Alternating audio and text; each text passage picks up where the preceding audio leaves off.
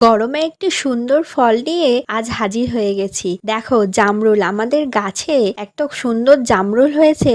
আজ একটা জামরুলের সুন্দর মাখা করে দেখাবো। সাদা জামরুল তো আমরা অনেকেই খেয়েছি, তবে এই লাল লাল জামরুল কে কে খেয়েছো আমাকে জানিও। কিন্তু প্রথমে জামরুলগুলো গাছ থেকে পেড়ে নিয়ে এলাম। কি সুন্দর গাছে হয়েছিল, দেখে যা লোভ লাগছিল না। জামরুলগুলো এনে সুন্দরভাবে জলে ধুয়ে পরিষ্কার করে নিয়ে এইভাবে ছোট ছোট টুকরো করে কেটে নিলাম। নিয়ে এতে দিয়ে দেবো একটু গন্ধরাজ লেবুর রস, অল্প একটু চিনি, ছোট ছোট টুকরো করে দিয়ে দেবো একটু কাঁচা লঙ্কা। যে যেমন ঝাল খাও এতে দিয়ে নেবে, তবে ঝাল দিলে কিন্তু ভালোই লাগে। এরপর দিয়ে নেবো একটু বিট লবণ আর একটু দেবো কাসুন্দি, সুন্দর লাগে কিন্তু।